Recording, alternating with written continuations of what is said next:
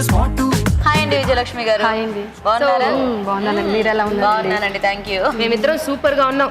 మీరు కూడా యాక్టివ్ గా చాలా బాగా ఎంట్రీ ఇచ్చేసారు. ఫస్ట్ పార్టిసిపేట్ ఇలా ఉంటే బాగా ఎనర్జీ వస్తుంది కూడా, చాలా ఉత్సాహంగా ఉంటుంది అన్నమాట.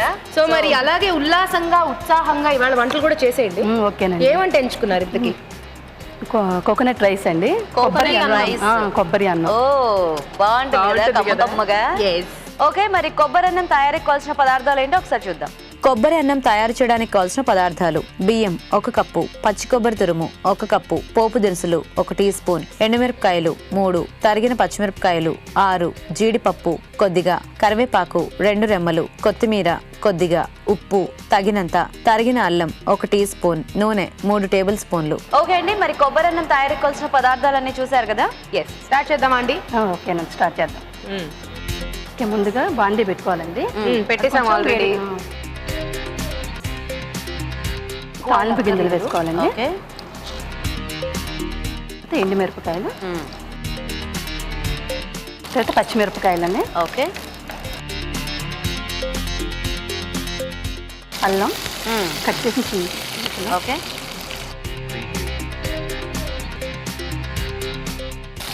కరివేపాకు. అది కొద్దిగా వేగిన తర్వాత ముఖ్యంగా పచ్చి కొబ్బరి ఏంటంటే అసలు గర్ల్స్ కి బాగా చాలా ఇంపార్టెంట్ అండ్ బాగా యూజ్ చేస్తే కూడా మంచిది హెయిర్ కి, ఫేస్ కి. కరెక్టా నీరజ గారు? నువ్వు ఉన్నావు చూసావా హరితేజ, అందంగా ఉంటావని చాలా జాగ్రత్త పడుతుంటావు, దానికి సంబంధించి అన్ని జాగ్రత్త ఫాలో అయిపోతున్నావు. అంటే నేనేవో టిప్పులు కొంచెం నేను ఫాలో అయ్యేవి చెప్పాను అంతే అన్నమాట. అవును, పచ్చి కొబ్బరి కొంచెం తింటే చాలా మంచిది, జుట్టుకి చాలా మంచిది. కొబ్బరి పాలు బాగా అలా ఒక ఎంత ఏజ్ వచ్చినా కూడా యంగ్ గా లేతగా ఉంటుంది అనమాట. లేతగా.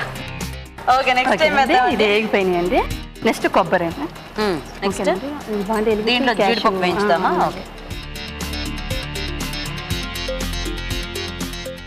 ఇదిగోండి. దీంట్లో ఆయిల్ వేస్తారా? ఆయిల్ వేస్తాను. సో ఈ పచ్చి కొబ్బరి అంతా కూడా కొంచెం వేగాలా అండి? కొంచెం ఒక 2 minutes అండి. ఓకే, మరి ఆ జీడిపప్పు కూడా వేసేస్తారు అప్పుడు వెళ్దుగా. ఓకే ఓకే, సో ఇందులో జీడిపప్పు. ఓకే హరితేజ, ఇప్పుడు వెళ్ళొచ్చామా? వెళ్ళు. Okay, thank you. ఓకే అండి, ఇప్పుడు మీకోసం ఒక చిట్కా. హాయ్, నీ పేరు? సాగరిక. సాగరిక, టిప్ చెప్పు.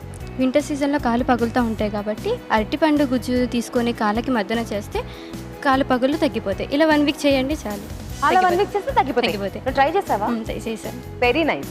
ఓకే, సో మరి కాళ్ళు పగులుతూ ఉంటాయి కదండి, ఆ కాళ్ళు పగుళ్ళకి అరటిపండు గుజ్జు గనక కాళ్ళు పగుళ్ళ మీద బాగా మసాజ్ చేసేస్తే పగుళ్ళు పోతాయంట. ట్రై చేసి చూడండి. సాగరిక, మంచి టిప్ చెప్పావు. సిఎంఆర్ విశాఖ వారి నుండి నీ గిఫ్ట్. కంగ్రాట్స్. ఓకే అండి, చిట్కా చూసారు కదా? ఇది బ్రౌన్గా వచ్చేంత వరకు వేయించాలండి. ఓకే, ఇప్పుడు ఏమైనా వేస్తారా అందులో? దీంట్లో బాయిల్ చేసిన రైస్ అండి. ఇప్పుడు వేసేసుకోవటమేనా? వేసేసుకోవటం. ఓకే, వేసేసండి. దీనికి సరిపడా వేసేసుకోండి. ఓకే, సరిపడా. ఓకే ఓకే, సో ఇప్పుడు నెక్స్ట్ దీంట్లో ఏం వేస్తారు? కొంచెం కొరియాండర్ అండి. ఉప్పు వేసారా? అంటే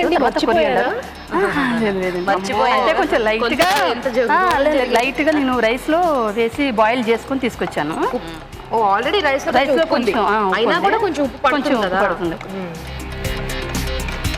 ఓకే, ఇది ఆఫ్ చేసేస్తున్నానండి జీడిపప్పు. ఓకే, ఆఫ్ చేసి సరిపోతుంది. ఫైనల్ గా సరిపోతుందండి. ఫైనల్ గా ఆఫ్ చేసేయండి. కొత్తిమీర వేస్తాను.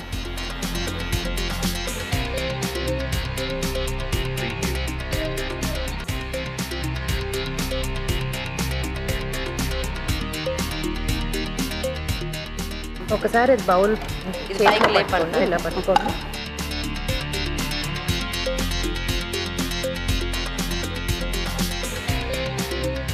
ఫైనల్ గా గార్నిష్ కొరియాండర్. సో మీరు వేయించుకున్న జీడిపప్పు. Okay, mouth watering. నేను ఇవ్వను జడ్జెస్ కి. తీసుకో, తిను. నేనే తినేనా? అప్పుడు వీరికి జడ్జిమెంట్ ఉండదు. మొత్తం తినే. మొత్తం నేనే తినేనా? అయిపోయిందా అండి? అయిపోయిందండి, కొబ్బరి అన్నం రెడీ. ఓకే, సో వేడివేడిగా కొబ్బరి అన్నం రెడీ అండి. జడ్జెస్ టేస్ట్ చూడబోయే ముందు తయారీ విధానం మరోసారి చూసేయండి. కొబ్బరి అన్నం తయారు చేసే విధానం: ముందుగా బియ్యం ఉడికించి పొడి పొడిలాడేలాగా అన్నం సిద్ధం చేసుకోవాలి. ఒక పాన్ లో నూనె వేసి జీడిపప్పు వేసి వేయించి పక్కనుంచాలి. అదే పాన్ లో ఇంకొద్దిగా నూనె వేసి పోపు దినుసులు, ఎండుమిరపకాయలు, తరిగిన పచ్చిమిరపకాయలు, తరిగిన అల్లం, కరివేపాకు వేసి వేయించాలి. దీనిలో పచ్చి కొబ్బరి తురుము, అన్నం, ఉప్పు వేసి బాగా కలుపుకోవాలి. చివరిగా కొత్తిమీర వేసి బాగా కలిపి సర్వింగ్ బౌల్లోకి తీసుకొని వేయించిన జీడిపప్పుతో గార్నిష్ చేసి సర్వ్ చేసుకుంటే కొబ్బరి అన్నం రెడీ.